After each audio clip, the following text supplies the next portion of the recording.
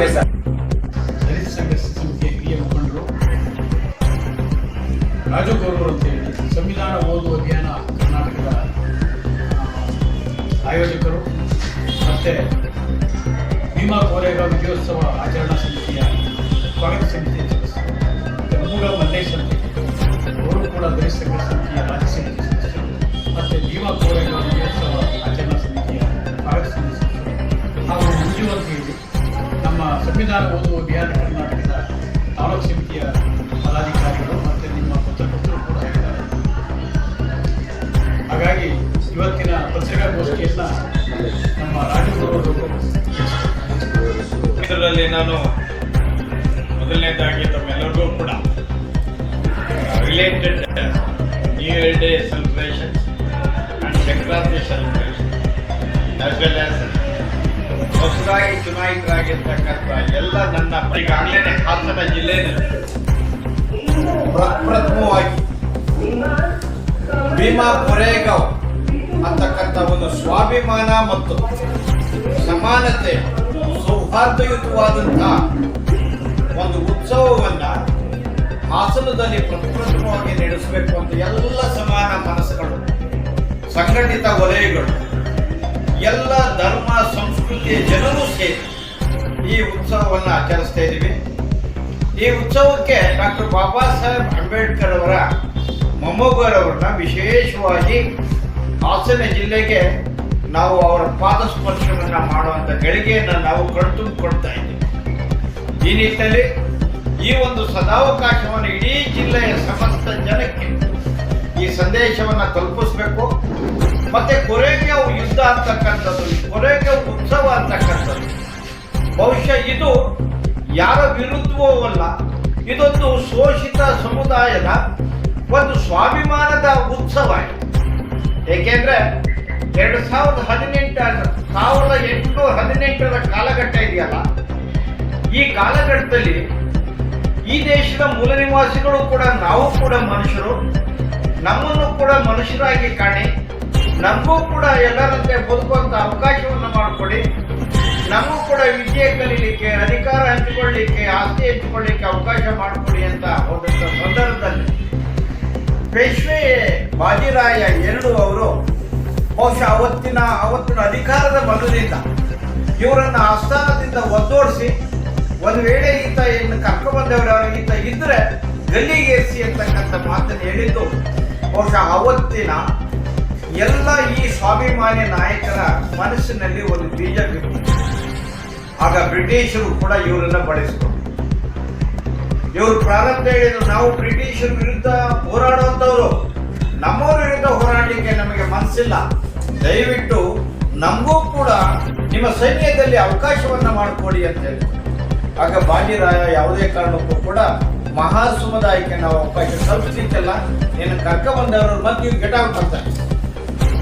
ಇದರಿಂದ ಬೇಸತ್ತಂತ ಸಿದ್ಧನಾಕ ಅಂತಕ್ಕಂಥವ್ರು ಆ ಸಮುದಾಯದ ಎಲ್ಲ ನಾಯಕರುಗಳಲ್ಲಿ ಈ ಮೆಸೇಜ್ ಅನ್ನು ತಲುಪಿಸಿದಾಗ, ಇಲ್ಲ ಸ್ವಾಭಿಮಾನಕ್ಕಾಗಿ ನಾವಿದೊಂದು ಚಳುವಳಿ ಮಾಡಬೇಕು ಅಂತ ತೀರ್ಮಾನಿಸಿ, ಆ ಚಳುವಳಿ 1817ರ ರಾತ್ರಿ 30 ಡಿಸೆಂಬರ್ ಈ ಯುದ್ಧವನ್ನ ಮಾಡಬೇಕು, ಈ ಸ್ವಾಭಿಮಾನದ ಸಂಕೇತವಾದಂತಹ ಒಂದು ಯುದ್ಧವನ್ನ ಮಾಡಬೇಕು ಅಂತ ಇವತ್ತಿನ ಬಾಂಬೆಯ ಪುಣೆ ಜಿಲ್ಲೆಯ ಶಿರೂರು ತಾಲೂಕಿನ ಕೋರೆಗಾಂವನ್ನ ಗ್ರಾಮಕ್ಕೆ ರಾತ್ರಿ 24 ಕಿಲೋಮೀಟರ್ಗಳ ನಡೆದಂತ 500 ಜನ ಮಹಾ ಸೈನಿಕರು, ಯಾವುದೇ ನೀರಿಲ್ಲ, ಅನ್ನ ಇಲ್ಲ, ಕುಡಿಲಿಕ್ಕೆ ಯಾವುದೇ ತರದಂತ ಅವರಿಗೆ ದಾಹ ನೀಗಿಸ್ತಕ್ಕಂಥ ವಸ್ತುಗಳಿರಲಿಲ್ಲ. ಆ ಸಂದರ್ಭದಲ್ಲಿ ಬೆಳಿಗ್ಗೆ 9 ಗಂಟೆಗೆ ಸ್ಟಾರ್ಟ್ ಆದಂತ ಮಹಾ ಯುದ್ಧ 28,000 ಜನ ಪೇಶ್ವೆಗಳ ಸೈನಿಕರ ಜೊತೆ ಹೋರಾಡಿದರು. ಇದು 12 ಗಂಟೆ ಕಾಲ ಈ ಯುದ್ಧ ನಡೆಯಿತು. ಈ ಯುದ್ಧದಲ್ಲಿ ಸಂಪೂರ್ಣ ಪೇಶ್ವೆಗಳ 28,000 ಯೋಧರನ್ನ ಸದೆಗೊಂಡು ಇವರಂತ ಶೌರ್ಯ ಮತ್ತು ಧೈರ್ಯವನ್ನ ಗಮನಿಸಿದಂತ ಪಾರ್ಲಿಮೆಂಟ್, ಇಂಗ್ಲೆಂಡ್ ಪಾರ್ಲಿಮೆಂಟ್ನ ಬ್ರಿಟಿಷ್ ರಾಣಿ ಇವರ ಹೆಸರಿನಲ್ಲಿ ಒಂದು ಧ್ವಜಸ್ತಂಭವನ್ನ ಆಚರಿಸಿದರು. ಆ ಧ್ವಜಸ್ತಂಭದಲ್ಲಿ ಸತ್ತಂತ ಮಹಾ ಸೈನಿಕರ ಹೆಸರುಗಳನ್ನ ಕೆತ್ತಿಸಿ ಒಂದು ಸ್ಮಾರಕವನ್ನ ನಿರ್ಮಿಸಿದರು. ಆದರೆ ಆ ಸ್ಮಾರಕ ಇತಿಹಾಸದ ಯಾವ ಪುಟಗಳಲ್ಲೂ ಕೂಡ ಗೋಚರಿಸಿದೆ. ಏಕೆಂದರೆ ಈ ದೇಶದಲ್ಲಿ ಅನೇಕ ಯುದ್ಧಗಳು ನಡೆದವು. ಆ ಯುದ್ಧಕ್ಕೆ ಪ್ರೇರಣೆಯಾದಂತಹ ಸ್ವಾಭಿಮಾನದ ಯುದ್ಧದ ಯಾರು ಕೂಡ ದಾಖಲಿಸ್ತಿಲ್ಲ. ಡಾಕ್ಟರ್ ಬಾಬಾ ಸಾಹೇಬ್ ಅಂಬೇಡ್ಕರ್ ಅವರು 1923ರಲ್ಲಿ ಲಂಡನ್ನಲ್ಲಿ ಓದ್ತಿದ್ದಾಗ ಈ ಬ್ರಿಟಿಷರು ನಮ್ಮ ದೇಶದ ಎಲ್ಲ ಸಂಪತ್ತನ್ನು ಕೂಡ ಕೊಳ್ಳೆ ಹೊಡೆದರು. ಡಿವೈಡಿಂಗ್ ರೂಲ್ ಮಾಡಿ ದೇಶವನ್ನು ಆಳಿದರು.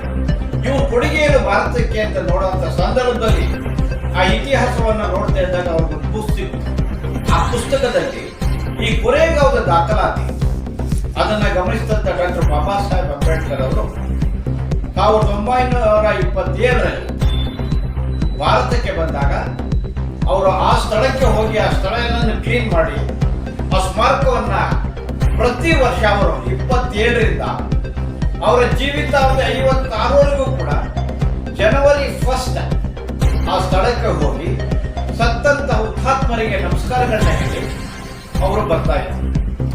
ಈ ಒಂದು ಕೊರೆಗಾಂವ್ನ ಉತ್ಸವವನ್ನ ಅಲ್ಲಲ್ಲಿ ಒಂದು ಉತ್ಸವವಾಗಿ ಆಚರಿಸಿದ್ದೇವೆ. 2018ರಲ್ಲಿ ಬಹುಶಃ ಅಲ್ಲಿಯ ಆಡಳಿತದ ಪ್ರಭುತ್ವ ಬಹುಶಃ ಇದರ ಪ್ರಖ್ಯಾತಿಯನ್ನ ಸಹಿಸದೆ ಒಂದು ದುಷ್ಕೃತ್ಯವನ್ನ ಮಾಡಿದ್ದು ಅದು ಮತ್ತಷ್ಟು ಸ್ವಾಭಿಮಾನವನ್ನ ಕೆಲ್ಲಿಸಿತು. ಆ ಸ್ವಾಭಿಮಾನವನ್ನ ಕೆಲ್ಲಿಸಿದ ಮೇಲೆ ಇವತ್ತು ಹಳ್ಳಿನಲ್ಲಿ ರಾಜ್ಯದಲ್ಲಿ ಮತ್ತೆ ಜಿಲ್ಲೆಯಲ್ಲಿ ತಾಲೂಕುಗಳಲ್ಲಿ ಒಂದು ಉತ್ಸವವಾಗಿ ನಡೀತಿದೆ. ಬಹುಶಃ ಇದು ಈ ಸಮುದಾಯದ ಶೋಷಿತ ಸಮುದಾಯದ ಸ್ವಾಭಿಮಾನದ ಸಂಕೇತವಾಗಿ ಹಾಸನ ಜಿಲ್ಲೆಯಲ್ಲಿ 20ನೇ ತಾರೀಕು ನಡೀತಿದೆ. ಈಗಾಗಲೇ 14ನೇ ತಾರೀಕು ಒಂದು ಬೈಕ್ ರ್ಯಾಲಿ ಕೂಡ ಆಯಿತು. ಆ 20ನೇ ತಾರೀಕಿನ ಉತ್ಸವಕ್ಕೆ ಡಾಕ್ಟರ್ ಬಾಬಾ ಸಾಹೇಬ್ ಅಂಬೇಡ್ಕರ್ ಮೊಮ್ಮಗ ಭೀಮರಾವ್ ಅಂಬೇಡ್ಕರ್ ಬರ್ತಾ ಇದ್ದಾರೆ. ಆ ಉತ್ಸವ ರೈಲ್ವೆ ಸ್ಟೇಷನ್ ಇಂದ ಹಿಡಿದು ಪ್ರಜಾಸೌಧದವರೆಗೂ ಕೂಡ ಉತ್ಸವ ಹೋಗುತ್ತೆ. 10,000 ಜನ ಈ ಉತ್ಸವದಲ್ಲಿ ಪಾಲ್ಗೊಳ್ತಾ ಇದ್ದಾರೆ. ಬಂದಂತ ಎಲ್ಲರಿಗೂ ಕೂಡ ನಾವು ಉಪಹಾರದ ವ್ಯವಸ್ಥೆಯನ್ನು ಮಾಡಿದ್ವಿ, ಉಳ್ಕೊಳ್ಳಿಕ್ಕೆ ವ್ಯವಸ್ಥೆಯನ್ನು ಮಾಡಿದ್ವಿ. ಇಲ್ಲಿ ಪ್ರಜಾಸೌಧದ ಹತ್ರ ಒಂದು ಬೃಹತ್ ಸಮಾವೇಶನೂ ಕೂಡ ಅವತ್ತು ನಡೆಯುತ್ತೆ.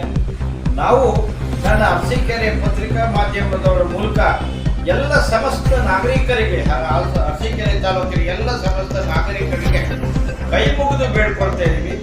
ಇಂಥ ಒಂದು ಪುಣ್ಯದ ಕಾರ್ಯದಲ್ಲಿ ಅಂಬೇಡ್ಕರ್ ಅವರ ಕುಡಿಯಕ್ಕೆ ನಾವ್ಯಾರು ಕೂಡ ಅಂಬೇಡ್ಕರ್ನ ನೋಡಿಲ್ಲ. ಆದರೆ ಆ ವಂಶದ ಕುಡಿ ಹಾಸನಕ್ಕೆ ಕಾಲ ಇಡ್ತಾ ಇದೆ ಅಂದ್ರೆ ಅಂತಹ ಒಂದು ಸೌಭಾಗ್ಯವನ್ನು ನಾವು ಕಣ್ತುಂಬಿಕೊಳ್ಳೋಣ. ಎಲ್ಲರೂ ಕೂಡ ಬರಬೇಕು, ಕಾರ್ಯಕ್ರಮನ ಯಶಸ್ವಿಗೊಳಿಸಬೇಕು ಅಂತ ತಮ್ಮ ಮೂಲಕ ನಾನು ಪ್ರಾರ್ಥಿಸ್ಕೊಳ್ತಾ ತಮಗೂ ಕೂಡ ಆಹ್ವಾನವನ್ನು ನೀಡ್ತಾ ಇದ್ದೇನೆ. ಧನ್ಯವಾದಗಳು. ರಾಜು ಗುರು. ಹಾಸನ ಜಿಲ್ಲೆಯಲ್ಲಿ ಕೋರೆಗಾಂವ್ ವಿಜಯೋತ್ಸವವನ್ನು ಆಚರಿಸಬೇಕು.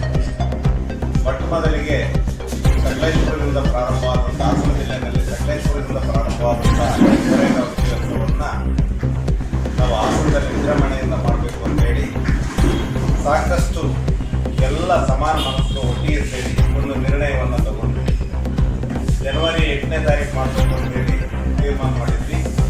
ಕಾರಣ ಭೀಮರಾವ್ ಅಂಬೇಡ್ಕರ್ ಅವರು ನಮಗೆ ಆ ಸಮಯಕ್ಕೆ ಅವಕಾಶ ಆಗಲಿಲ್ಲ. ಅವರು 20ನೇ ತಾರೀಕು ನಮಗೆ ದಿನಾಂಕವನ್ನು ನಿಗದಿ ಮಾಡಿದ ಮೇಲೆ ನಾವು ಎಲ್ಲ ರೀತಿಯಲ್ಲೂ ಕೂಡ ಹಾಸನ ತಾಲೂಕಿನ ಪ್ರತಿ ಪಂಚಾಯಿತಿಯ ಹಳ್ಳಿಗೂ ಕೂಡ ಭೇಟಿಯನ್ನು ನೀಡಿ ಇವತ್ತು ಅಂಬೇಡ್ಕರ್ ವಿಚಾರಧಾರೆಗಳನ್ನು, ಇವತ್ತು ಕೋರೆಗಾಂವ್ ವಿಜಯೋತ್ಸವ ದಲಿತರ ಮೊದಲನೆಯ ವಿಜಯೋತ್ಸವ. 1818 ಅಂದರೆ ದಲಿತರು ಮೊದಲು ಗೆದ್ದಂತ ಒಂದು ವಿಜಯದ ಸಂಕೇತ. ಏಕೆಂತಂದ್ರೆ ಈಗಾಗಲೇ ತಮಗೆ ಗೊತ್ತು, ಬಾಜಿರಾಯನ ಕಾಲದಲ್ಲಿ ಶೋಷಿತರ ಪರಿಸ್ಥಿತಿ ಏನಿತ್ತು ಅಂತಕ್ಕಂಥದ್ದು ಕೂಡ ನಾವು ತಿಳ್ಕೊಂಡಿದ್ದೀರಿ. ಇವತ್ತು ಅದಕ್ಕೆ ಎಲ್ಲರೂ ಕೂಡ ಸಮಾನರಾಗಿ ಹೋಗ್ಬೇಕು. ಇವತ್ತು ಬಾಬಾ ಸಾಹೇಬರ ಕನಸೇನಾಗಿತ್ತು ಅಂದ್ರೆ ಸಮಾನತೆಯ ಪ್ರಬುದ್ಧ ಭಾರತದ ಕಡೆಗೆ ನಾವು ಹೋಗ್ಬೇಕು ಅನ್ನೋ ಒಂದು ಕನಸನ್ನ ಇಟ್ಕೊಂಡು ಆಶಯಗಳನ್ನ ಇಟ್ಕೊಂಡು ಆ ಆಶಯಗಳನ್ನ ನಾವು ಕೂಡ ಇಟ್ಕೊಂಡು ಇವತ್ತು ಈ ಜಿಲ್ಲೆಗೆ ಭೀಮರಾವ್ ಯಶವಂತರಾವ್ ಅಂಬೇಡ್ಕರ್ ಅವರನ್ನ ಕರೆಸ್ತೀವಿ. ನಾವು ಅಂಬೇಡ್ಕರ್ ಅನ್ನು ನೋಡಲಿಲ್ಲ, ಈಗಾಗಲೇ ರಾಜು ಸರ್ ಹೇಳಿದ್ರು. ಆದರೆ ಅವರ ಆಶಯಗಳನ್ನ ನಾವು ಒಪ್ಕೊಂಡು ಇವತ್ತು ಚಳುವಳಿ ಮುನ್ನಡೆದಿದೆ. ಹಾಗೆ ಅವರ ಮೊಮ್ಮಗನನ್ನ ಕರೆಸಿ ನಾವು ಇಲ್ಲಿ ಕಾರ್ಯಕ್ರಮವನ್ನು ಮಾಡಬೇಕು ಅಂತಕ್ಕಂಥ ಒಪ್ಪೋರ್ನ ನಿರ್ಣಯದಿಂದ ಈ ಒಂದು ತೀರ್ಮಾನವನ್ನು ತಗೊಂಡ್ವಿ. 20ನೇ ತಾರೀಕು ಮಂಗಳವಾರ ಬೆಳಗ್ಗೆ ರೈಲ್ವೆ ಸ್ಟೇಷನ್ನಿಂದ ಬೆಳಗ್ಗೆ 10ವರೆಗೆ ಈ ರಥ ಪ್ರಾರಂಭ ಆಗ್ತದೆ.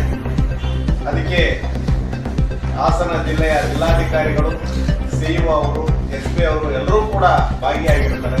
ಈ ಒಂದು ಕಾರ್ಯಕ್ರಮವನ್ನು ಬಹಳ ಅಚ್ಚುಕಟ್ಟಾಗಿ ಶಿಸ್ತುಬದ್ಧವಾಗಿ ಸಮಯವನ್ನ ನಿಗದಿಪಡಿಸಿಕೊಂಡು ಮಾಡ್ತಾ ಇದ್ದೀವಿ. ಇದಕ್ಕೆ ತಾವೆಲ್ಲರೂ ಕೂಡ ಸಹಕರಿಸಬೇಕು, ತಾವು ಕೂಡ ಆಗಮಿಸಬೇಕು. ಅರಸೀಕೆರೆ ತಾಲೂಕಿನ ಎಲ್ಲ ಜನಪರ ಚಳವಳಿಗಳ ಪದಾಧಿಕಾರಿಗಳು, ನಾಯಕರು, ಜಾತ್ಯತೀತ ಮನಸ್ಸುಗಳು, ಪ್ರಗತಿಪರ ಚಿಂತಕರು ಮತ್ತೆ ಈ ಸಮಾಜದ ಎಲ್ಲ ಬಂಧುಗಳು ಕೂಡ ಆಗಮಿಸಬೇಕು ಅಂತ ಹೇಳಿ ನಾನು ಈ ಮೂಲಕ ತಮ್ಮಲ್ಲಿ ಮನವಿಯನ್ನು ಮಾಡ್ತೇನೆ.